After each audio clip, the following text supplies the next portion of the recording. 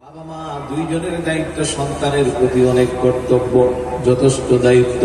মুহাদ্দিসিনে কেরাম হাদিসের ব্যাখ্যা করেছেন, তিনবার মায়ের কথা বলার কারণ হয়েছে প্রত্যেকটা মা সন্তানকে পৃথিবীর আলো দেখাতে, লালন পালন করতে, তাকে উপযুক্ত করতে যাবে তিনটা বেশি কষ্ট করে। যে কষ্টগুলো বাবা করতে হয় না, এই কারণে তিনবার মায়ের কথা বলে মায়ের একটু আধিক্য গুরুত্ব বোঝানো হয়েছে। বড় করে বলে সুবহানাল্লাহ। কেমন করে তিনবার মা কষ্ট করে?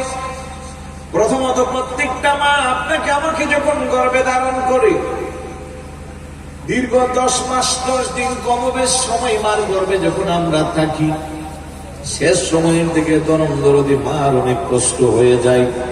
সন্তান যখন গর্ভে আসে, শেষের দিকে মা অন্যের সাহায্য ছাড়া হাঁটা চলা করতে পারে না, ওঠা বসা করতে পারে না, এত কষ্ট করে। একটু যদি নিজের চলাফেরার মধ্যে এদিক সেদিক হয়, পেটের সন্তান না জেনে নষ্ট হয়ে যায়। এই জন্য প্রথম থেকে শুরু করে গর্ভপাত হওয়া পর্যন্ত মার প্রত্যেকটা কদম বড় চিন্তা করে দিতে হয়। খাওয়া দাওয়াও বড় হিসাব নিকাশ করতে করে হয়। যৌথ ফ্যামিলি হইলে পরে অনেক সময় লজ্জা মা কিছু বলতে পারে না। এই যে দীর্ঘ 10টা মাস তুমি আমার পেটের মধ্যে ছিলাম, ওই মার ছোট্ট পেটটাই তোমার জন্য আমার জন্য একটা বিশাল বড় জগতের মতো ছিল। মার মাধ্যমে আল্লাহ তোমার আমার রিজিককে বৃদ্ধি করে দিয়েছে। 3 মাস তথা 4 মাস থেকে তারপরে আস্তে আস্তে ক্রমান্বয়ে পূর্ণাঙ্গ মানুষ রূপে আমি রূপান্তরিত হয়েছি। দীর্ঘ 10 মাস কমবেশ সময় যখন আপনি আমি মার গর্ভে ছিলাম, যে মাত্র পৃথিবীতে আসতে সময় হইল, আল্লাহর হুকুম যখন শুরু হইল, আমার জনমদরদী মার প্রসব বেদনা যখন শুরু হয়ে গেল, প্রত্যেকটা সন্তান যখন তার মার গর্ভে থাকে, অবস্থান থাকে তার পা গুলো নিচের দিকে, মাথাটা উপরের দিকে। কিন্তু যে মাত্র দুনিয়াতে আসার সময় হয়, আমার আল্লাহর কুদরতে পা দুইটা উপরের দিকে চলে যায়, মাথাটা নিচের দিকে চলে আসে। বড় করে বলে সুবহানাল্লাহ। আরে ইমানদার মুসলমান ভাই, জনমদরদী মা এত বেশি কান্নাকাটি করে, প্রসব যন্ত্রণা কত বেশি পৃথিবীর কোন পুরুষ জাতিটা কখনো অনুধাবন করতে পারবে না। মহিলারাও তা অনুধাবন করতে পারবে না যতক্ষণ না মা হয়। যারা মা হয়েছে তারাই শুধু একমাত্র বলতে পারে যে সন্তান প্রসবের যন্ত্রণা কত বেশি। জনমদরদী মা অজ্ঞান হয়ে রক্তাক্ত অবস্থায় পড়ে থাকে। দাসী মহিলা, নার্স, সেবিকারা সন্তানকে পৃথিবীতে আলো দেখায়। এই যে আসার সময় হয়, কেন মার এত বেশি কষ্ট হয়? সন্তান পেটের ভিতর থেকে মার কলিজার মধ্যে লাথি মারে। আল্লাহু আকবার বলেন। এক একটা কলিজার লাথির আঘাত মা আর্তনাদ করে কান্নাকাটি করে, হাত পা চারটার মধ্যে জবরদস্তি করে সবাই ধরে রাখে, তারপরেও মা, আল্লাহু আকবার, মা কান্নাকাটি করে সহ্য করতে পারে না। আধুনিক বিজ্ঞান বলে, যেই সন্তান তার মা কলিজার মধ্যে লাথি দেয়, এগুলোর ওজন অনেক বেশি। তবে যত বেশি মার কলিজার মধ্যে যে সন্তানটা বেশি লাথি দেয়, ওই সন্তানটার প্রতি মার আকর্ষণ তত আরো বেশি বেড়ে যা। কষ্ট যদি বেশি করে, সন্তানের প্রতি মার দরদ আরো বেড়ে যা। বড় করে বলে সুবহানাল্লাহ। 1 নম্বরে দীর্ঘ 10 মাস 10 দিন কমবেশ সময় মার পেটের মধ্যে থেকে প্রথম ধাপ মাকে কষ্ট দেওয়া হয়। দ্বিতীয় ধাপ হইল যখন পৃথিবীতে আসার সময় হয় প্রসব যন্ত্রণা। বহু মা পৃথিবীতে সন্তানকে আলো দেখাইতে যাইয়া নিজের জীবনের আলো নিবে যা। হাজার হাজার প্রমাণ আছে না নাই? এই জন্য আল্লাহর রাসূল বলে যে এইভাবে যারা আমাদের কাছ থেকে চলে যাইবে প্রসব বেদনার সময়, তাদেরকে শাহাদাতের মর্যাদা দেওয়া হয়। বড় করে বলি সুবহানাল্লাহ। তারপরে তৃতীয় ধাপে দীর্ঘ 2 বছর 2.5 বছর পর্যন্ত জনমদরদী মা আপনাকে আমাকে বুকের দুধ পান করায়। ওই সময় মা মনে চাইলেও ঠান্ডা কিছু খাইতে পারে না, মনে চাইলেও জাল কিছু খাইতে পারে না। অনেক কিছু মাকে মেনটেন করতে হয় সন্তানের দিকে তাকাইয়া। কারণ মা যদি ঠান্ডা খায়, বাচ্চার নিউমোনিয়া হয়, তখন বাচ্চা অসুস্থ হয়ে যায়। মা যদি মরিচ একটু বেশি খায়, জাল খায়, সন্তানের পেটের মধ্যে ট্রাবল হয়। কথা বলেন ঠিক কিনা? এই যে ধাপে ধাপে তোমার মা আমার মা জীবনে কষ্ট করে 3টা ধাপ অতিক্রম করলো। জনমদরদী বাবাও কিন্তু বসে নাই, সন্তানের মুখে 100 হাঁটি ফুটাবার জন্য, সন্তানকে একটু ভালো খাবার দেওয়ার জন্য, সন্তানের অবস্থাটা ভালো সৃষ্টি করার জন্য বাবাও দিন রাত 24 ঘন্টা অনেক কষ্ট করে।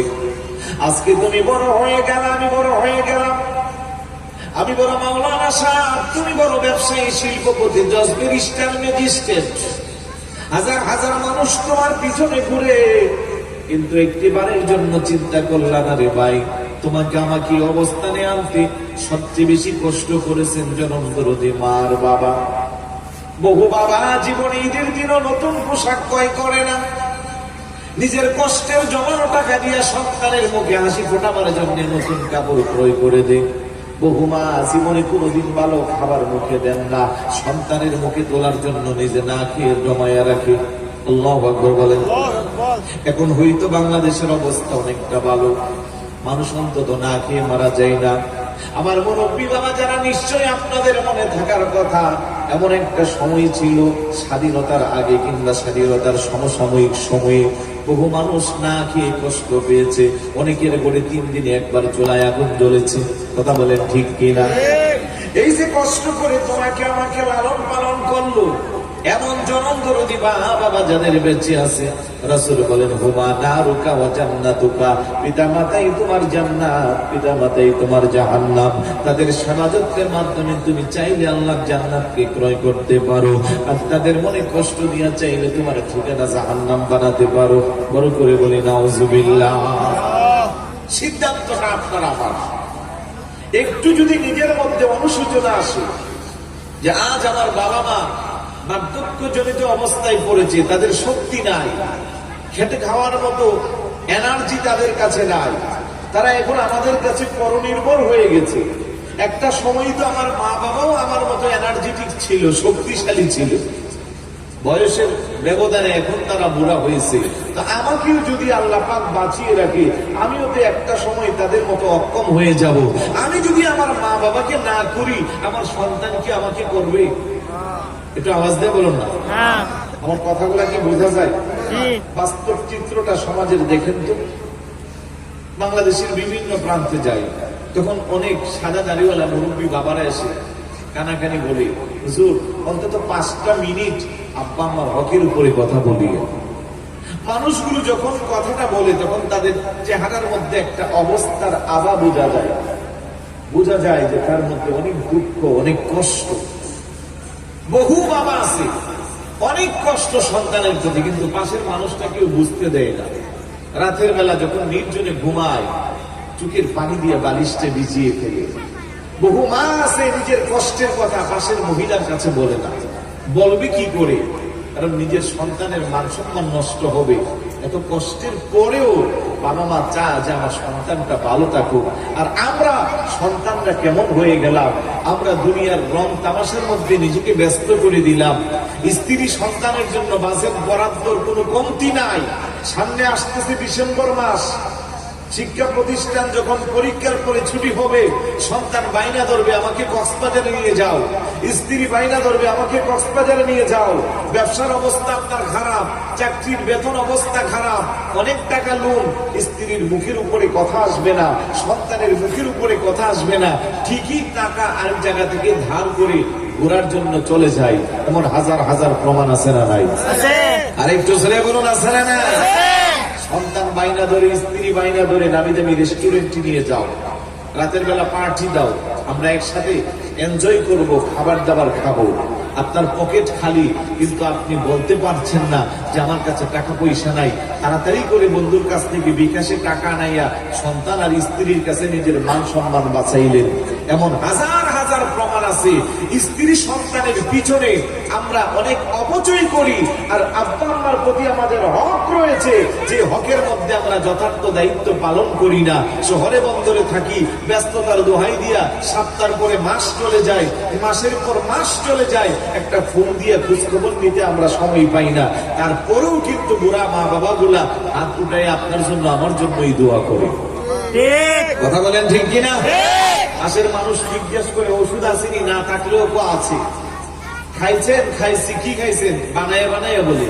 কারণ যদি বলে যে খাই নাই, খাবারের মেনু ঠিক নাই, তাহলে সন্তানের মান সম্মানে আঘাত আসবে। যে মানুষগুলো জীবনের শেষ প্রান্তে আপনাকে আমাকে নিয়ে এত চিন্তা করে আপনি আমি কেমন দায়িত্বশীল সন্তান হলাম, আমরা অন্তত একটু তাদের খোঁজখবর নিতে পারি না, মুখ দিয়ে একটু তাদেরকে শান্তি দিতে পারি না। মাস শেষে এই বুড়া মানুষগুলার তেমন কোনো চাহিদা নাই। আপনার আবার অনেক চাহিদা আছে। ভালো রেস্টুরেন্টে যাই ভালো খাবার খাবো, ভালো পোশাক পরবো, নামি দামি গাড়িতে চড়ে আনন্দ করব, কিন্তু এই বুড়া মানুষগুলোর এই চাহিদা নাই। ভালো খাবারেরও চাহিদা নাই, ভালো পোশাকেরও চাহিদা নাই।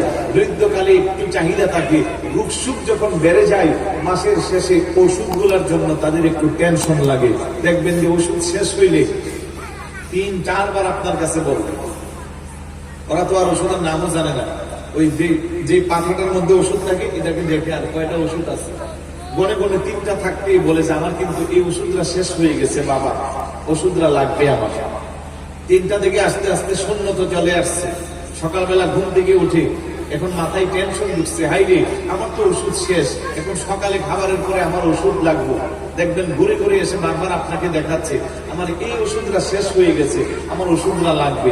1বার 2বার 3বার 4বার বললো, আপনি বিরক্ত হয়ে গেলেন, কারণ আপনার এখন রক্ত গরম, আপনার মেজাজ গরম। আপনি ধমক দিলেন যে এক কথা কয়বার বলতে হবে, কিন্তু আপনি জানেন না আপনি ধমক দিয়া কত বড় ক্ষতি করলেন। আপনি যে ধমক দিলেন আমার কলিজাটা ভেঙে গেছে, আল্লাহর আরশে আজিমে ধাক্কা লাগছে। কথা বলেন ঠিক কি না? কিন্তু আপনি চাইলে মেজাজটা ওই জায়গা না দেখাইয়া একটু আদর্শ দিয়া দোয়া নিতে পারতেন। আপনি তখন বলতেন যে মা বাবা আমি তো ভুলে গেছি, 3 দিন আগেই তো আপনি বলছিলেন, তো টেনশন করিয়েন না, আমি এক্ষুনি বাজারে যাচ্ছি, অন্য কোনো কাজ নাই, শুধু আপনার ওষুধটা আনার জন্য যাচ্ছি, আপনি টেনশন করবেন না, আপনার খাবারের আগে আমি ওষুধ নিয়ে আসছি। তখন খুশি না বেচা? খুশি। একটু জোরে বলুন না। খুশি। একটু কথার কারণে আপনি দোয়ার জায়গা বদদোয়া নিয়ে আসছেন।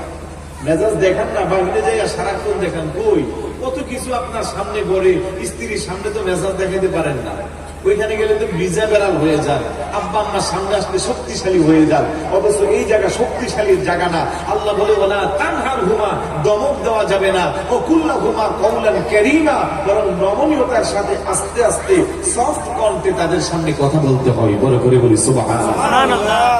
আর একটু জোরে বলুন না সুবহানাল্লাহ। একটু কৌশল অবলম্বন করে দোয়া নেবে, বেশি কিছু লাগে না। এই মানুষগুলো শুধু খুশি হয়ে যায়। এই মানুষগুলোর কাছে শুধু দূরে থাকলে একবার কল দিবেন, শত ব্যস্ততার মাঝে দেখবেন কল দেওয়ার পরে প্রথম আপনার মা আপনাকে যেটা জিজ্ঞাসা করবে, আপনি সালাম দিলে উত্তর নিয়ে প্রথমে জিজ্ঞাসা করবে বাবা কেমন আছো, আপনি বলবেন ভালো আছি, তারপরে জিজ্ঞাসা করবে খাইছো নি? সুবহানাল্লাহ বলবেন না? রাতের 2টা বলেন 3টা বলেন, সকাল বলেন বিকাল বলেন, কোনো টাইম নাই। প্রথম কৌশল বিনিময়ের পরে আপনাকে জিজ্ঞাসা করে বাবা তুমি খাইছো নি বা কি দিয়ে খাচ্ছ, যেই খবরটা কিন্তু আরেকজনে নিচ্ছে না, আরেকজনে ফোন দিয়ে তার চাহিদার কথা বলছে। আপনি 5টা পর্যন্ত অফিস করে, বিকালে অফিসে খুব কাজের চাপ ছিল, দুপুরে লাঞ্চ করতে পারেন নাই, বের হয়েছেন মেজাজ খিটখিটে, রাস্তায় দাঁড়াই আছেন, গাড়ি নাই, অবস্থা খুব জাম রাস্তাঘাটে, এই দিক দিয়ে ফোন দিয়ে বলতেছে আসার সময় হোটেল জামান থেকে একটু শিক কাবাব নিয়ে আসে। আর তার মেজাজটা দেখুন কেমন লাগবে। কে বলতেছে? যিনি বলার উনি বলতেছে। আর জনমদরদি মা হলে আগে জিজ্ঞাসা করতে বাবা তুমি দুপুরে খাইছুনি, এখন তো 5টা বেজে গেছে। এই একটু পার্থক্যটা একটু চিন্তা করবেন। সবাই আক্রমণ, সবারই কম বেশ বিবেক আছে, জ্ঞান আছে। স্ত্রীর হক স্ত্রীকে দিবেন, স্বামীর হক স্বামীকে দিবেন, সন্তানের হক সন্তানকে দিবেন, শ্বশুর শাশুড়ির হক শ্বশুর শাশুড়িকে দিবেন, ভাইয়ের হক ভাইকে দিবেন, বোনের হক বোনকে দিবেন। ইসলাম আপনাকে প্রত্যেকটা বিষয় সুস্পষ্ট করে কোরআন হাদিস থেকে আমাদেরকে শিক্ষা দিয়েছে। কাউকে ছোট করে, কাউকে হেয় করে, একজনের মান সম্মান নষ্ট করে আরেকজনকে করার কোনো দরকার নাই। যার যেইভাবে হক আছে সেইভাবে পালন করা দরকার। কথা বেশি খারাপ লাগতেছে? একটু আওয়াজ দিয়ে দুরূদ শরীফ পড়ি। আল্লাহুম্মা সাল্লি আলা সাইয়্যিদিনা মাওলানা ওয়া আলা আলি সাইয়্যিদিনা মাওলানা মুহাম্মদ। আরো জোরে পড়ি আল্লাহুম্মা সাল্লি আলা সাইয়্যিদিনা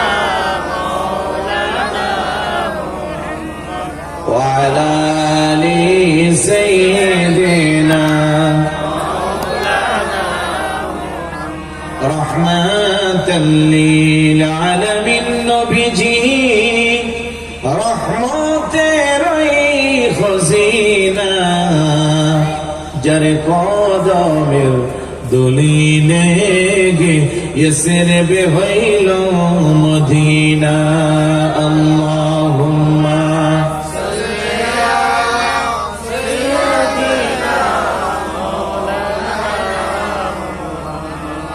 وعلى آل سيدنا কথাগুলো বোঝা যায়?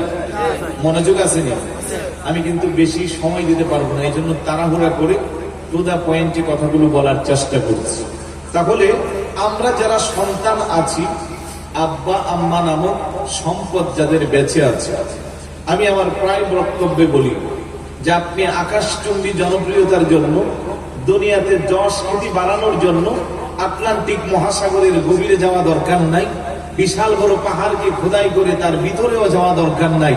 আপনার ঘরে যদি আব্বা আম্মার 4টা কদম থাকে কিংবা 2টি কদম থাকে, এই কদমে উঠাইয়া পড়েন, এই কদমে একটু সময় দেন, আল্লাহ আপনার মর্যাদা এত বেশি বৃদ্ধি করবে আপনি কল্পনাও করতে পারবেন না। আর একটু জোরে বলুন না সুবহানাল্লাহ। এই পৃথিবীতে যতগুলো মানুষ মরেও অমর হয়ে আছে, যতগুলো মানুষ আকাশচুম্বী জনপ্রিয়তা আল্লাহর রহমত নিয়ে অর্জন করেছে, কারণ জনপ্রিয়তার বেশ কম আছে। আল্লামা কাজী মঈনুদ্দিন আশরাফি মাদ্রাসাতুল আলী, আজকের যিনি মেহমানে আলা, ওনারও জনপ্রিয়তা আছে। কেমন জনপ্রিয়তা? উনি শাইখুল হাদিস, হাজার হাজার সুন্নি আলেম ওনার ছাত্র, উনি আহলে সুন্নাত ওয়াল জামাতের মান্যবর চেয়ারম্যান, ওনারও জনপ্রিয়তা আছে। আবার আরেকজন আছে নেগেটিভ ভাবে জনপ্রিয়তা, আমি ওইটা বোঝাচ্ছি না, নেগেটিভ ভাবে বুঝেন তো। আমাদের দেশের বহু হিরো আছে না, ওরাও তো জনপ্রিয়। ওই জনপ্রিয় না, যেই জনপ্রিয়তার মাধ্যমে মানুষ আল্লাহ আল্লাহ রাসূলকে খুঁজে পায়, যেই জনপ্রিয়তার মাধ্যমে ইসলাম এবং সুন্নিয়তের কল্যাণ হয়, রাসূলের আদর্শ বিচরিত হয়, এই ধরনের জনপ্রিয়তা বাবার দোয়া ছাড়া কেউ কখনো অর্জন করতে পারে না। এই জন্য আব্বা আম্মাকে সেবা যত্ন করতে হবে। রাসূলুল্লাহ বলছেন, যদি তোমার মা বাবা বিধর্মী হয়, তারপরেও মা বাবা হিসেবে তার প্রতি তোমার হক আছে। সুবহানাল্লাহ বলবেন না? আমরা তো ইমানদার, আমাদের ইসলাম, আমাদের কোরআন আমাদেরকে যে শিক্ষা দিয়েছে আমরা কেন মানব না? আব্বা আম্মা যারা আছে আপনাদের খেদমতে আলোচ। আজ কেন আমার দেশে বৃদ্ধাশ্রমের সংখ্যা বেড়ে যাচ্ছে? আমার আশ্চর্য লাগে। একটা সময় শুধু সম্ভবত ঢাকা শহরে ছিল, চট্টগ্রাম শহরে ছিল, এখন উপজেলা গ্রামে গঞ্জে অনেক বৃদ্ধাশ্রম খোলা হচ্ছে। বৃদ্ধাশ্রম মানে বুঝেন তো? মুরব্বীরা বুঝেন না? আপনার সন্তান এত ব্যস্ত, আপনার খোঁজ খবর নেওয়ার টাইম নাই, সে মাসে 1 লক্ষ 1.5 লক্ষ টাকা উপার্জন নিয়ে ব্যস্ত। আপনাকে রেখে দিচ্ছে বৃদ্ধাশ্রমে, যেখানে অন্য অন্য মানুষ আছে, কেয়ারটেকার আছে, তারা আপনার সেবা যত্ন করবে। আবার আধুনিক কিছু বৃদ্ধাশ্রম হচ্ছে যেখানে সন্তান ভরণ পোষণের টাকা দেয়, খোঁজ খবর নিতে পারে না। অথচ মা বাবাকে একদিন বেশি পাওয়া, একদিন মা বাবার সেবা যত্ন বেশি করাটা সন্তানের জন্য বিশেষ একটা নিয়ামত। সুবহানাল্লাহ বলবেন না? আর আমরা সেই নিয়ামত থেকে দূরে সরে মা বাবাকে বৃদ্ধাশ্রমে পাঠিয়ে দিচ্ছি।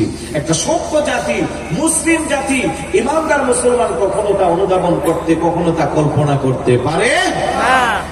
এই জন্য রাসূল বলেন, সন্তানগুলোকে যদি যথার্থভাবে তুমি দ্বীনি ইলমের শিক্ষা দাও।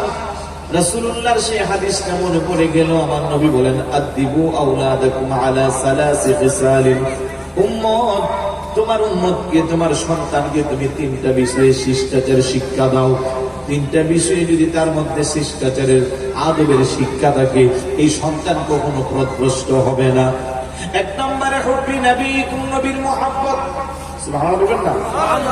2 নম্বরে হুব্বি আহলি বাইতিহি, নবীর আহলে বাইতের মুহাব্বত। 3 নম্বরে ওয়ালা কিরাআতিল কুরআন, কোরআনের শিক্ষা। এই 3টা যদি তুমি তোমার সন্তানকে শিক্ষা দিতে পারো, এই সন্তান কখনো পথভ্রষ্ট হবে না।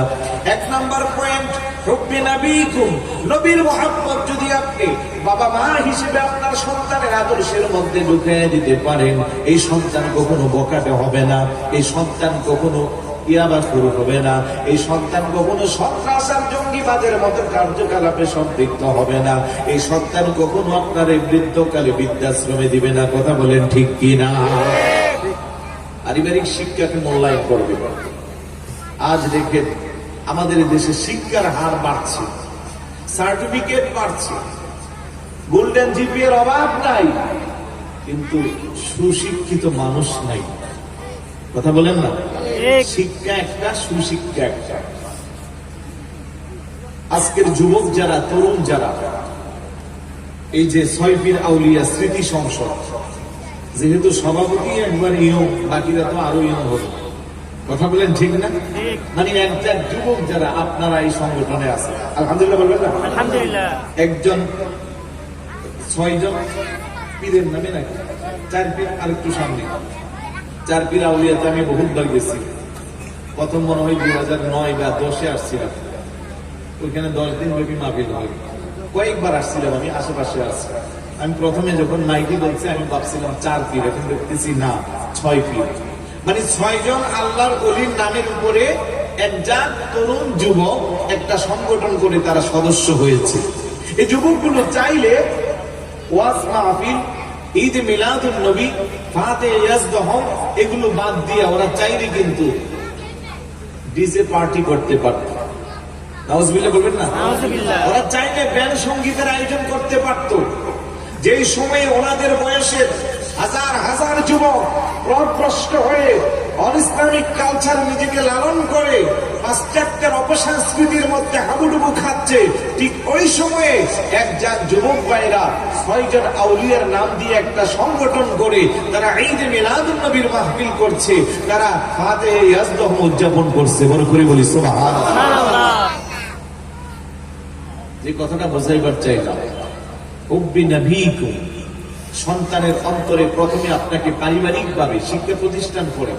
পারিবারিক শিক্ষা অনেক দামি শিক্ষা, শিক্ষা প্রতিষ্ঠানে এগুলো পাওয়া যায় না। আর কোত্থেকে পাইবেন? শিক্ষা প্রতিষ্ঠানে তো এখন যা শুরু হয়েছে বলতেও লজ্জা লাগে। একটা সময় আমরা দাখিল পরীক্ষা দিয়েছি, স্কুলে এসএসসি পরীক্ষা দিচ্ছে, বিদায় অনুষ্ঠান হয়েছে, যোগ্য বিজ্ঞ আলেম পীর মাশায়েখকে দাওয়াত দিছে, বিদায় অনুষ্ঠানে মিলাদ মাহফিল হয়েছে, কোরআন খতম হয়েছে, শিক্ষার্থীরা চোখের পানি ছেড়ে ছেড়ে কান্না করে বিদায় নিয়েছে, শিক্ষকরা শিক্ষার্থীদেরকে ভালো উপদেশ দিয়েছে যাতে করে ভবিষ্যতে ভালো জ্ঞান অর্জন করে উচ্চ শিখরে পৌঁছা যায়। চোখের পানির মাধ্যমে কান্নাকাটি করে মোনাজাতের মাধ্যমে বিদায় অনুষ্ঠান হচ্ছে। আর আমি দেখতে পাচ্ছি আমার দেশে 90% মুসলমান হওয়ার পরে শিক্ষা প্রতিষ্ঠানে এই বছর বিদায় অনুষ্ঠানের নামে র‍্যাগ ডে পালন করা হচ্ছে। কথা বলেন ঠিক কিনা? যার সাথে কোনো মুসলমানের সম্পর্ক থাকতে পারে না। কোন ইমানদার কখনো র‍্যাগ ডে করতে পারে না। র‍্যাগ মানে হলো ছিঁড়া ফাটা কাপড়, বস্ত্র ত্রুটিযুক্ত, বিচ্ছুতি, ছেঁড়াপাড়া পোশাক।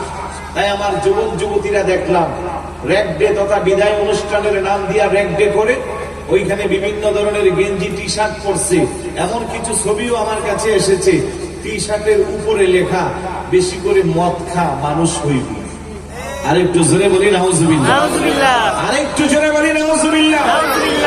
এই শিক্ষা প্রতিষ্ঠানে তুমি 10টা বছর পড়াশোনা করলা, তোমার জীবনের প্রথম সার্টিফিকেট অর্জন করবা, তুমি এসএসসি পরীক্ষা দিচ্ছ, তুমি দোয়া মাহফিল করে আল্লাহর কাছে কান্নাকাটি করে নামাজ আদায় করে আল্লাহর কাছে জীবনের সফলতা চাইবা। তা না করে র‍্যাগ ডে নাম দিয়া বিদায় অনুষ্ঠান করে ডিজে পার্টি, ব্যান্ড সঙ্গীতের আয়োজন, একসাথে অবাধভাবে ছেলে মেয়ে নাচানাচি লাফালাফি করা, টি শার্ট গেঞ্জি পরে তার গায়ে বিভিন্ন ধরনের অশ্লীল বাক্য লেখা। যেই মদকে ইসলাম হারাম করা হয়েছে, তোমরা সেই মদের ওই টি শার্টের মধ্যে লেখলা বেশি করে মদ খা মানুষ হবি। তার মানে তুমি ইসলামকে বৃদ্ধাঙ্গুল দেখালা। তো তুমি যখন ইসলামকে বৃদ্ধাঙ্গুল দেখাচ্ছ, তোমার জীবন তো এমনিতেই ধ্বংসের দ্বার প্রান্তে। কথা বলেন ঠিক কিনা? কোন সভ্য জাতি, কোন মুসলমানের সন্তান র‍্যাগ ডে করতে পারে? এটা পাশ্চাত্যের অপসংস্কৃতি, ওরা করে। ওরা ইহুদি, ওরা খ্রিস্টান, ওরা বৌদ্ধ, ওরা নাছাড়া, ওদের সাথে আমাদের কোনো সম্পর্ক নাই। ওরা জাহান্নামী। রাসূল বলেন, মান তাশাব্বাহা বিকওমিন ফাহুয়া মিনহুম। যার সাথে যার সম্পর্ক, তার সাথে তার হাসর নাসর হবে। তুমি মুসলমানের সন্তান হইয়া ইহুদি খ্রিস্টানকে অনুসরণ করলা, রাসূলুল্লাহর আদর্শকে দূরে সরাইয়া দিলা, তাহলে তোমার ঠিকানা জাহান্নাম, তাতে কোনো সন্দেহ নাই। আশ্চর্য লাগে, কোথায় যাচ্ছে নৈতিকতা, সমাজের মোরালিটি কোথায় যাচ্ছে? শিক্ষক সামনে দিয়ে আসলে একটা সময় ছিল, শুনলে যে স্যার আসতেছে বাচ্চা পালানোর জায়গা পাইত। এখন এমন শুনি টিচারের সামনে দিয়ে সিগারেট টেনে টেনে স্কুলের ছেলে হেঁটে যায়, টিচার নিজের মান সম্মান লুকাইয়া নিচের দিকে তাকাইয়া কোনো রকমে পালা। কথা এখন ঠিক না? এমন কিছু আদর্শ শিক্ষক এখনো আছে। আবার শিক্ষকের নামে কিছু অনাদর্শের শিক্ষক আছে, যারা বাচ্চাদেরকে, যে সমস্ত অভিযুক্ত মেয়েরা স্কুলে বোরখা পরে গেলে তাদেরকে অপছন্দ করে, তাদেরকে ডিসকোয়ালিফাইড করে, তাদেরকে নিরুৎসাহিত করে। কলেজ স্কুলে পড়ে এখন বোরখার দরকার কি? এগুলো পরে ইউনিভার্সিটিতে পড়লে পড়বা। নাউজুবিল্লাহ বলবেন না? নাউজুবিল্লাহ। কিছু ছেলেরা মাথায় টুপি পরে স্কুলে যায়, তাদেরকে বলে তুই কি হুজুর হয়ে গেছিস নাকি? এটা কি মাদ্রাসা নাকি? এরকম বলে বাচ্চাকে নিরুৎসাহিত করে। তাহলে আপনিও তো আদর্শবান শিক্ষক হতে পারেন না। আপনি বোরখা পরে গেলে ছাত্রীকে নিষেধ করেন, টুপি মাথায় দিলে ছাত্রকে নিষেধ করেন, র্যাঙ্কে পালন করার সময় আপনি নিজেও তাদের সাথে লাফালাফি করেন, তাহলে আপনি আর আদর্শবান শিক্ষক হন নাই। আর আপনার কাছ থেকে কি আদর্শ বাচ্চারা পাইবে? এই জন্য আমার জাতি আজ ধ্বংসের তার প্রান্তে। কথা বলেন? খারাপ লাগতেছে? সকল না, কিছু কিছু কিছু কিছু ব্যক্তিকে নিয়ে এই কথাগুলো বলা। সংশোধনের দরকার আছে না নাই? এইভাবে চলতে থাকলে আগামী প্রজন্ম তো ধ্বংসের দ্বার প্রান্তে চলে যাবে। শিক্ষা ব্যবস্থা উন্নত মান হচ্ছে, সার্টিফিকেট বাড়ছে, A+ গোল্ডেন জিপি হচ্ছে, কিন্তু আমার সুশিক্ষিত লোকের বড় অভাব হচ্ছে। আদর্শ নৈতিকতা নাই, যার কারণে মায়ের সাথে বেয়াদবি করে, বাবার সাথে বেয়াদবি করে, টিচারের সাথে বেয়াদবি করে, বড়দের সাথে বেয়াদবি করে। তার কারণ কি? পারিবারিক যে শিক্ষাটা আপনি ছোট সময় তাকে তুলে দিবেন, এই পারিবারিক শিক্ষায় সে শিক্ষিত হবে, তার মধ্যে নৈতিকতা আদর্শ আসবে, সে কখনো পথভ্রষ্ট হবে না। বড় করে বলি সুবহানাল্লাহ। এই জন্য নবী বলে, উম্মত, এক নম্বরে শিক্ষা হলো হুব্বি নবীকুম, নবীর মুহাব্বত। তোমার সন্তানকে যদি আমি রাসূলুল্লাহর মুহাব্বত পয়দা করে দিতে পারো, তোমার এই সন্তান কখনো পথভ্রষ্ট হইবে না। আজকে বহু ভাই ঈদে মিলাদুন নবী ফাতিহা গ্রহণ করতে এখানে এসছে, সন্তান স্কুলে পড়ে, কলেজে পড়ে, সন্তান বাবার সাথে তর্ক করে বাবাকে ফতোয়া দেয়, তোমরা মিলাদুন নবী করো, মিলাদুন নবী করা বেদাত। করে করে বলে নাউজুবিল্লাহ। বলে কি বলে না? বাতিলপন্থীরা টার্গেট করে কোনটা? সুন্নি পরিবার, যেই পরিবারের বাবা মা রাসূলুল্লাহর জন্য জীবন দিতে প্রস্তুত, আহলে সুন্নাত ওয়াল জামাতের আকীদাকে বুকে লালন করে, তারা টার্গেট করে ওই পরিবারটাকে, এটাকে যদি ধ্বংস করা যায়, এটাকে যদি নষ্ট করা যায়, ওই সন্তানটাকে টার্গেট করে তাকে স্কুল থেকে বুঝাই, আস্তে আস্তে এগুলো বুঝাইয়া দেয় যে ঈদে মিলাদুন নবী করা বেদাত, ফাতিহা গ্রহণ করা বেদাত, মিলাদে কিয়াম করা বেদাত, নবীর সম্মান নিয়ে যত কিছু আছে সবকিছুর মধ্যে তারা আপত্তি উঠাইয়া দেয়। একটা সময় মনের অজান্তে আপনার আদরের সন্তানটা বাতিল হয়ে যায়। এই জন্য আপনারা দায়িত্ব হবে ছোট কাল থেকে তার অন্তরে নবীর মহব্বত পয়দা করা। বড় করে বলি সুবহানাল্লাহ। দুই নম্বরে ওয়াহুব্বি আহলি বাইতিহি, আমার নবী বলে তোমার সন্তানের অন্তরে আমার আহলে বাইতের মহব্বত সৃষ্টি করে দিবা। যার অন্তরে নবীর আহলে বাইতের মহব্বত থাকবে, ওই সন্তান কখনো পথভ্রষ্ট হবে না। লম্বা চোরা ব্যাখ্যা দেওয়ার যেহেতু সময় নাই, আমি শর্ট করে বলবো, নবীর আহলে বাইতের অন্যতম সদস্য খাতুনে জান্নাত মা ফাতেমা রাদিয়াল্লাহু তাআলা আনহা। আজকে যদি আমার অত্র এলাকার, নোয়াপাড়া এলাকার মা বোনেরা যারা কথাগুলো শুনছেন, প্রত্যেকটা মা বোন যদি তার বাস্তব জীবনে খাতুনে জান্নাত মা ফাতেমা রাদিয়াল্লাহু তাআলা আনহার জীবন চরিত্রকে, আদর্শকে লালন পালন করে, তাদের সংসারে কোনো অশান্তি থাকবে না, স্বামীর সাথে কোনো মনোমালিন্য থাকবে না, স্বামীর সাথে ঝগড়া ফাসাদ হবে না, ওই সংসারের মধ্যে মা ফাতেমা রাদিয়াল্লাহু তাআলা আনহার আদর্শকে লালন করার কারণে আমার আল্লাহর পক্ষ থেকে খাস রহমত নাজিল হইবে। কথা বলেন ঠিক কি না? আহলে বাইতের অন্যতম সদস্য, বেহেশতের কোটি কোটি যুবকদের সর্দার, সাইয়্যিদুশ শুহাদা, শহীদে দস্তে কারবালা, ইমাম হুসাইন রাদিয়াল্লাহু তাআলা আজকের যুবক যারা তারা যদি ইমাম হুসাইন রাদিয়াল্লাহু তাআলা আনহুকে অনুসরণ করে, আজকের ইমানদার মুসলমান যদি ইমাম হুসাইন রাদিয়াল্লাহু তাআলা আনহুকে অনুসরণ করে, তার জীবনেও কোনো অশান্তি থাকবে না, তার ঈমানকে কেউ নষ্ট করতে পারবে না। কারণ ইমাম হুসাইন রাদিয়াল্লাহু তাআলা গোটা পৃথিবীর ঈমানদারকে শিক্ষা দিয়েছেন, তোমরা যারা আমি হুসাইনের আদর্শকে লালন করবা, আমার কাছ থেকে শিক্ষা নাও। আমি দেশের মায়া ত্যাগ করেছি, কিন্তু ঈমান নামক দৌলতকে বিসর্জন দেই নাই। আমি সন্তানের মায়া ত্যাগ করেছি, তারপরও ঈমান নামক দৌলতকে আমি বিসর্জন দেই নাই। আমি টাকা পয়সার মায়া ত্যাগ করেছি, আমি ঈমান দেই নাই। শেষ পর্যন্ত আমি আমার বুকের তাজা রক্ত বিসর্জন দিয়েছি, তারপরও তোমাদেরকে শিক্ষা দিয়েছি যে নবীর আদর্শের সৈনিক হতে গেলে জীবন দিব, তারপরও ঈমান দিব না। বড় করে বলি সুবহানাল্লাহ। এই জন্য রাসূল বলেন, আমার আহলে বাইতের মহব্বত তোমার সন্তানের অন্তরে ফুটিয়ে দাও।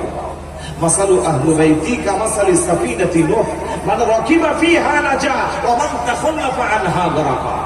আমার আহলে বায়াত হলো নূহ আলাইহিস সালাতু ওয়াস সালামের সেই কিস্তির মতো। সেদিন মহাপ্রলয়ের দিন যারা সেই কিস্তির মধ্যে আরোহণ করেছিল, তারা পরিত্রাণ পেয়েছিল, তারা ধ্বংস হন নাই। ঠিক একইভাবে তোমরা যারা আমার উম্মত আছো, আমার আহলে বায়াতকে যদি অনুসরণ করো, তাদের রেখে যাওয়া পথ আর মতের মধ্যে যদি নিজের জীবনকে পরিচালিত করো, তোমরা কখনো ঈমান হারা হবে না, তোমরাও তোমাদের ঈমানকে ঠিক রাখতে পারবা। বড় করে বলি সুবহানাল্লাহ। এই জন্য রাসূল বলেন, ওয়াহব্বি আহলি বাইতিহি, সন্তানকে আমার আহলে বাইতের মহব্বত শিক্ষা দিবা। 3 নম্বরে ওয়ালা কিরাআতিল কোরআন, সন্তানকে কোরআন তেলাওয়াতের শিক্ষা দিবা। আজকের এই সমাজ ব্যবস্থা এমন হয়েছে, মা বাবা যারা আছি, দায়িত্বশীল যারা আছি, সন্তানের জন্য মাসে হাজার হাজার টাকা স্কুল কলেজে বরাদ্দ করতে পারি, কিন্তু মহাগ্রন্থ আল কোরআনের শিক্ষা দেওয়ার জন্য আমাদের টাকার শর্ট পড়ে যা, সময়ের অভাব হয়ে যায়। কথা বলেন ঠিক কি না? শহরে নামি দামি স্কুলে বাচ্চা পড়া, ইংলিশ মিডিয়াম, যেখানে মাসে 50, 40, 30 হাজার টাকা শুধু টিউশন ফি দিতে হয়। বাসায় আবার প্রাইভেট টিউটর রেখে তাকেও মাসে হাজার হাজার টাকা দিতে হয়। ওইখানে সময়েরও অভাব হয় না, টাকারও শর্ট পড়ে না, কিন্তু ধর্মগ্রন্থ আর কোরআনকে শিক্ষা দেওয়ার জন্য যখন বলা হয়, তখন বাচ্চার সময় থাকে না। মা বাবা সিদ্ধান্ত নেই সেমিস্টারের মাঝখানে যখন গ্যাপ হবে, ইয়ারলি পরীক্ষার পরে যে গ্যাপটা হবে, ওই সময়টা ইনশাআল্লাহ শরীফ আমরা পড়াই আনি মনে। কিন্তু এই ভাগ্য হতভাগ্য থেকে যায়, বাচ্চা জজ ব্যারিস্টার হয়ে যায়, মাগার কোরআন শরীফ পড়ার শিখতে পারে না। কথা বলেন ঠিক কিনা? এটা একমাত্র ভুল সিদ্ধান্তের কারণ। আর যারা পড়ায়, ম্যাথ পড়ানোর জন্য, ইংলিশ পড়ানোর জন্য, সায়েন্স পড়ানোর জন্য হাজার হাজার টাকা দিতে পারে, কোরআন শরীফ পড়ার জন্য হুজুরকে মাসে 500 টাকা দিতে হিসাব শুরু হয়ে যায়। আছে না ভাই? আছে। যদি বলে যে আমার একটা ভালো টিচার দেন, তো ওনার লেভেল অনুযায়ী হুজুর একজন ভালো উন্নত মানের হুজুর ঠিক করে দেবে, যিনি কোরআন শিক্ষা দিবে বিশুদ্ধভাবে, ভালো হাফেজ কারি দেখে একজন দেবে। মাস শেষে বলে, হুজুর হাদিয়া কত দিব? বেশি না 2000 টাকা দিলে হবে। উনি লাভ মারে, হুজুরকে 2000 টাকা দিব, 500 টাকা দিলে কত হুজুর পাওয়া যায়? অথচ একই বাচ্চার পিছনে 20-30 হাজার টাকা ইংলিশ মিডিয়ামে পড়ে মাসে বেতন দেয়। তখন একটিবারের জন্য কোনো হিসাব আসে না। মাদ্রাসায় পড়ানোর জন্য, কোরআন শিক্ষা দেওয়ার জন্য আসলে হিসাব শুরু হয়ে যায়, যার কারণে নিয়ত যেই রকম, ইনভেস্ট যেই রকম, আউটপুটটাও সেই রকম বাইর হয়। এই জন্য সন্তান ভালো করে সূরা ফাতিহা পড়তে পারে না, কোরআন শরীফ পড়তে পারে না, মারা গেলে কবরে বাবারে শোয়া দিয়ে আসে, আর খোঁজ খবরও থাকে না। কথা বলেন? আর একটু জোরে বলেন। তাহলে সন্তানগুলোকে নেক সন্তান বানানো দরকার আছে। আব্বা আমার হক বোঝার জন্য তার যে জ্ঞান দরকার, সেই জ্ঞানটাকে দেন না। আপনি ছোটকাল থেকে দায়িত্বহীন হয়ে তাকে শুধু বড় করলেন, খাওয়াইলেন, বরণ পোষণ দিয়া বড় বানাইলেন, কিন্তু নৈতিকতা, মোরালিটি তাকে শিক্ষা দিতে পারলেন না, তো এই সন্তান কি করে বড় হইলে আপনার দায়িত্ব নিবে? তাই এক চাটিয়া কথাগুলো না বলে, অভিভাবক যারা, দায়িত্ব যারা, কিছু কথা আপনাদেরকেও বলছি, মনে কষ্ট নিচ্ছে? কথাগুলো কি বাস্তব না অবাস্তব? একটু গবেষণা করে দেখেন না, হাজার হাজার প্রমাণ আছে, আমার কাছে প্রমাণ আছে, লাগলে নিতে পারবে। খুব ব্রেনি স্টুডেন্ট চাইলে এগুলারে কোরআন শিক্ষা ছোটকালে দিতে পারত, নেগলেন্সি করে করে শুধু দুনিয়াবি পড়া পড়াইছে, এখন আর সেই পড়ার সুযোগ নাই। এই বাচ্চাগুলো হাসরের ময়দানে আল্লাহর আদালতে দাঁড়াইয়া মা বাবার বিরুদ্ধে নালিশ দিবে। যে মা বাবা জজ ব্যারিস্টার বানাইতে পারছে, বাংলাদেশের পড়া শেষ করে লন্ডনে পড়াই আনছে, আমাকে কোরআন শিক্ষাটা দিতে পারে না। চাইলেও সে মা বাবার জন্য কবরের পাশে দাঁড়াইয়া সূরা ফাতিহা, সূরা ইয়াসিন, সূরা মুলুক তেলাওয়াত করতে পারে। এই জন্য একটু ওইদিকে দায়িত্বশীল হন। মাহফিলে আসলাম, বক্তাদের কথা শুনে এক কান দিয়ে আরেক কান দিয়ে বের করলাম, এটা যেন না হয়। আর কতদিন ভুলে থাকবো? একটু সংশোধনের দরকার আছে তো? এটা আওয়াজ দিয়ে বলুন, আছে তো? আল্লাহর কাছে ফরিয়াদ করেন। মা বোনদেরকে বলবো, আপনি নামাজি হয়ে যান। আপনার গর্ভে সন্তান আসার পরে আপনি পর্দানিশীল হয়ে যান। আপনি নামাজি হন, ফরজ নামাজের পাশাপাশি তাহাজ্জুদ পড়েন, আল্লাহর কাছে ফরিয়াদ করেন, বেশি করে রাসূলের উপর দুরূদ শরীফ পাঠ করেন, অবসর টাইমটা কোরআন তেলাওয়াত করেন। আপনাদের তো জানা আছে এই মাসেই তো হুজুর গাউসে পাক, এই যে গত 17 তারিখ আমাদের হাতে ইয়াজ দহন গেল, হুজুর গাউসে পাক আম্মা জানের গর্ভ থেকে 18 পারা কোরআন মুখস্থ করে আসছে। সুবহানাল্লাহ। কারণটা কি? মার পেটটা দামি ছিল, মা সন্তানকে গর্ভে নিয়ে কোরআন পড়ছে, এই জন্য সন্তান পেটের ভিতর থেকে মুখস্থ করেছে। এই জন্য যেই মা যত বেশি দামি, ওই মার গর্ভের সন্তানটা তত বেশি দামি হয়। বড় করে বলেছি। নামাজ পড়েননি আপনারা? নিজে পড়লে না সন্তান পড়তো? দেখবেন আপনি বাবা নামাজ পড়তেছেন, 2-3 বছরের বাচ্চা নামাজ কিছুই বুঝে না, দেখবেন আপনার মতো সেও রুকু সেজদা করতেছে, সেও নামাজ পড়তেছে, অথচ তার পরনে কাপড় নাই, সিজদা তো দিতে পারে না, ডাইরেক্ট শুইয়া যায়, তারপরেও নামাজ পড়ি। তো এই অভ্যাসটুকু মা বাবার থাকলে সন্তানের আসবে। মা যদি পর্দানিশীল হয়, সন্তান অটোমেটিক একটু বড় হইলে বলবে, মা আমাকে বোরকা বানাইয়া দাও, তুমি যেমন পড়ো আমিও পড়বো। এখন 60 বছর, 50 বছর, 40 বছরের আমার সেই বোনটা নিজেই পর্দা করে না, স্কুলে করে, কলেজে করে, ওই সন্তানটা কিভাবে পর্দা করবে? বরং মা মেয়ে দুইজনে আরো প্রতিযোগিতা করে, কার চেয়ে বেশি করে ফ্যাশন করা যায়, কার চেয়ে বেশি করে সাজগুজ করা যায়। বড় করে বলি নাউজুবিল্লাহ। আর একটু জোরে বলি নাউজুবিল্লাহ। অনুরোধ করবো, মা বাবা যারা আছে আমরা আগে সংশোধন হয়ে যাই। ইনশাআল্লাহ আগামীর দিনে আমাদের সন্তানগুলো নেককার সন্তান হবে, সমাজটা পরিবর্তন হবে। খারাপ লাগতেছে আপনাদের? আপনাদের খেদমতে আরো ব্যাখ্যা দিতে পারবো না, শুধু জানিয়ে দিই। আমার লিখিত একটা বই আছে সংশোধন, বইয়ের নাম কি? এটা আওয়াজ দেবেন না বলে, এরকম নাম তো আর শুনছি না, শুনবেন না। আমি অনেক কষ্ট করে গবেষণা করে এই লকডাউনের সময় কাজটা করেছি, যে ভুলে ভুলে আমাদের জীবনটা ভরা। আমরা কি চাইলে একটু নিজেকে শুধরাতে পারি না? যেখানে আল্লাহ বলতেছে, বান্দা তুই গুনাহ করে যদি পাহাড় পরিমাণও গুনাহ করিস, আমি আল্লাহর কাছে তওবা করলে নিষ্পাপ নবজাতক সন্তানের মতো আমি তোরে সব গুনাহ মাফ করে দিই। সুবহানাল্লাহ। তাহলে আমাদের জীবনের কারো 40, 50, 60, 70 গেল আর কি, একটু চাইলে পরিবর্তন করে দিতে পারি। এখানে কিছু বিষয় আছে, এই বিষয়ে যদি আমল করি ইনশাআল্লাহ আমাদের পরিবর্তন আসবে। এই বইটা সংগ্রহ করার চেষ্টা করবেন, হাদিয়া 150 টাকা। পাশাপাশি কোরআন ও সুন্নাহর আলোকে 12 চাঁদের ফজিলত, গুরুত্বপূর্ণ আমল। প্রত্যেক চাঁদের সাথে রিলেটেড কিছু আমল আছে যেগুলো না জানার কারণে আমরা করতে পারি না। প্রত্যেক দিনের আমল আছে, প্রত্যেক সময়ের আমল আছে, না জানার কারণে করতে পারি না। বিশেষ বিশেষ বছরে কিছু দিবস আছে যেগুলোর আমল আছে, না জানার কারণে করতে পারি না। তাই অনুরোধ করব, মেহেরবানি করে এই দুটো বইয়ের হাদিয়াই 150 টাকা 150 টাকা করে। এখানে তার থেকে যে লভ্যাংশ আসবে, এটা হলো আমার যে মাদ্রাসা আছে আল আজিজ তাহফিজুল কোরআন ক্যাডেট মাদ্রাসা, ওইখানে তার খরচটা দেওয়া হয়। তাই অনুরোধ করবো, 150 টাকা। এই সময়ে তেমন কোনো টাকা না, চায়ের দোকানে বসলে, বন্ধু নিয়ে বসলে এমনিতেই 200-250 টাকা বিল আসে। আর বই হলো মানুষের সবচেয়ে দামি বন্ধু। আমার কথাগুলো হয়তো সকালে অনেকে বলে যাইবেন, কিন্তু বইগুলো সংগ্রহ থাকলে জীবনের যে কোনো সময় পরে কাজে লাগাতে পারবেন। তাই বইগুলো সংগ্রহ করার চেষ্টা করবেন। এটা দূরে শরীফ পড়ি, আল্লাহুম্মা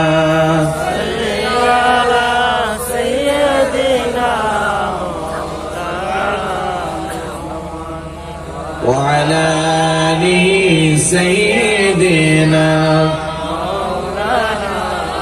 এটা জিকির করি, লা ইলাহা ইল্লাল্লাহ, লা ইলাহা ইল্লাল্লাহ, জোরে জোরে লা ইলাহা ইল্লাল্লাহ, সবাই একসাথে লা ইলাহা ইল্লাল্লাহ, জবান খুলে লা ইলাহা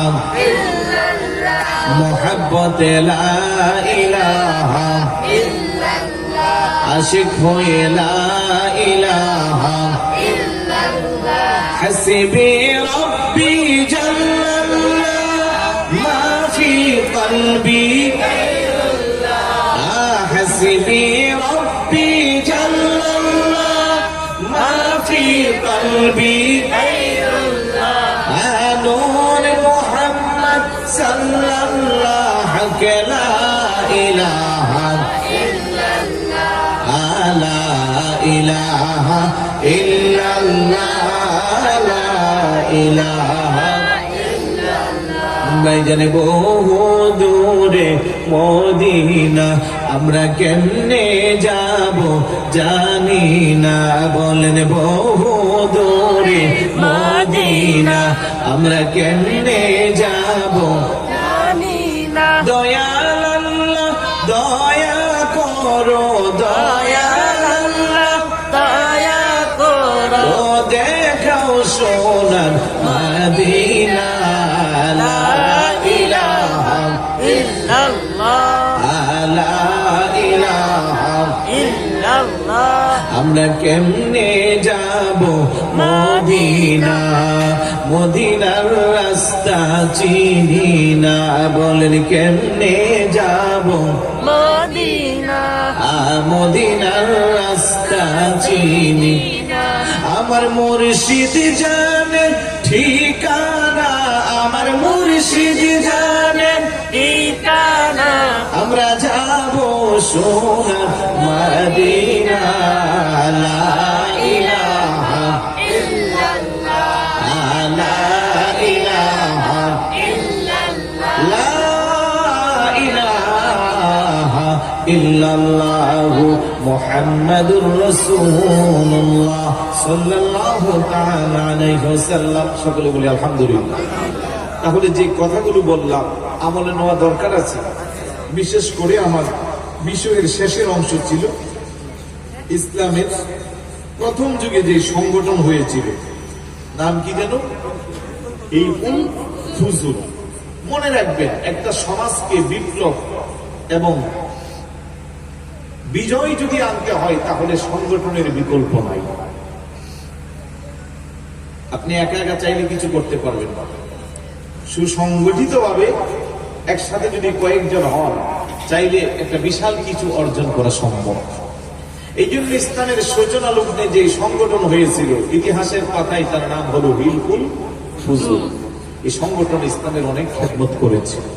আজকে আমার ভাইরা হযরত সৈফির আউলিয়া স্মৃতি সংসদ নাম দিয়ে এক জাত যুবক ভাই তরুণরা এখানে কাজ করছে। আমি বলবো এই সংগঠনের সাথে দায়িত্বশীল যারা আছে, সংগঠনের যারা সদস্য হয়েছে, আপনারা এটাকে নিয়ামত মনে করবেন। শুধু কমিটিতে নাম একটা দিয়ে রাখলাম, দায়িত্ব খোঁজখবর নাই, এমনটা যেন না হয়। একটা সংগঠন চাইলে একটা এলাকাকে আলোকিত করতে পারে। আর তারুণ্যের মধ্যে যে একটা স্পৃহা থাকে, একটা সময় বয়স্ক মানুষরা চাইলেও সেটা পারে।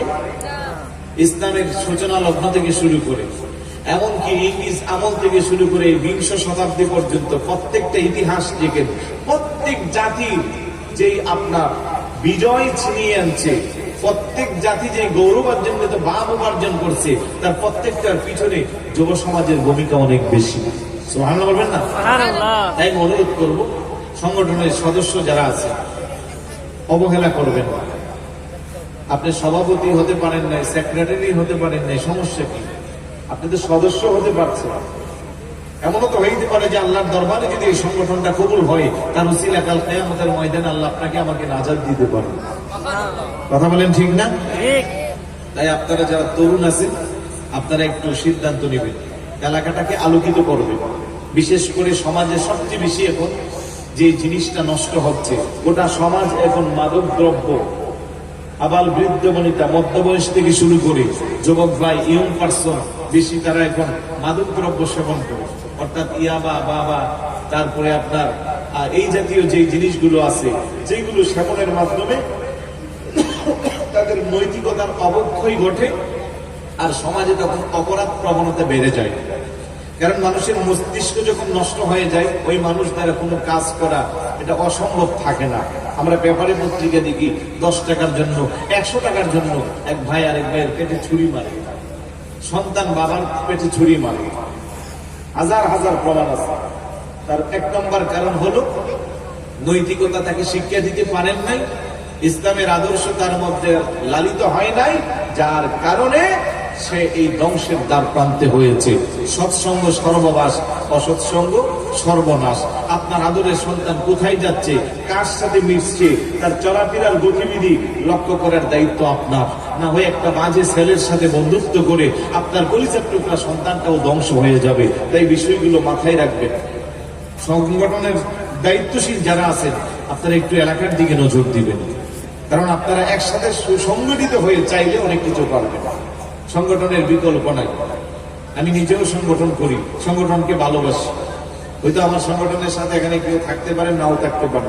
আমাদের সংগঠন হলো বাংলাদেশ ইসলামী ছাত্র সেনা, বাংলাদেশ ইসলামী যুব সেনা, বাংলাদেশ ইসলামী ফ্রন্ট এবং আহলে সুন্নাত ওয়াল জামাত। আজকে আমার মাননীয় চেয়ারম্যান মহোদয় এখানে আসছে।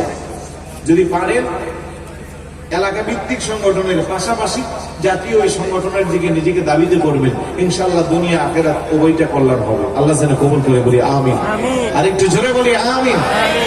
আমি আর সামনে পারবো না, একবারই শেষ প্রান্তে চলে আসছি। আমার পরে আমাদের আজকের অন্যতম আলোচক আল্লামা গোলাম হোসেন আনোয়ারি মাদ্রাজিল হুলালি হুজুর তো অলরেডি এসে বসে আছে। হুজুরকে আন্তরিক মুবারকবাদ। যে কথা বলবো, সংগঠনের সদস্য যারা আছেন ঐক্যবদ্ধ হয়ে সুসংগঠিত হয়ে এলাকাটাকে আলোকিত করার চেষ্টা করবেন, ইসলামের পথে মানুষকে আহ্বান করবেন। নিজেরা যদি 5 ওয়াক্ত নামাজি হয়ে যান, অপরাধ প্রবণতা থেকে যদি নিজেকে নিজেরা গুটিয়ে ফেলেন, বাকিরা আপনাদের দেখা দেখি আলহামদুলিল্লাহ ভালো পথে চলে আসতে বাধ্য হবে। একটা সংগঠন চাইলে একটা এলাকাকে আলোকিত করতে পারে, এই কথা সবার বিশ্বাস আছে তো? আরেকটু জোরে বলুন আছে? আল্লাহ যেন আমাদেরকে কবুল করে, বলি আমিন। বিশেষ করে গাউসিয়া তৈমিয়া নইমিয়া মডেল হেফজখানা, মাশাআল্লাহ আমাদের তরুণরা ইদানিং আমি দেখতে পাচ্ছি প্রতিষ্ঠানমুখী হয়েছে। আমি নিজেও প্রতিষ্ঠান করেছি 2014 সালে। এই বছর এই লকডাউনের পরে রিসেন্টলি সময়ে দেখছি অনেকগুলো প্রতিষ্ঠান আমাদের তরুণরা করেছে। এই প্রতিষ্ঠানের দিকে আপনাদের আদরের সন্তানগুলোকে ঢেলে দিবেন, পাঠিয়ে দিবেন। একটা সময় আপনি সন্তানকে হাফেজ বানাবেন, মাদ্রাসা খুঁজে পাচ্ছেন না, আবার কানে এসে ভাইরাস দিচ্ছে সুন্নিদের ভালো হেফজখানা নাই। এখন এই কথা বলার কোনো সুযোগ নাই। এখন আমাদের গুলাতে সত্যিকারের পড়াশোনা হয়, আর ওইগুলোতে কালেকশন করতে করতে দিন শেষ হয়। কথা এখন ঠিক কিনা? তাই চেষ্টা করবেন হাফেজ কোরআন বানাইয়া আলেম বানাতে, আদর্শ নাগরিক হয়ে যেন দেশ ও জাতির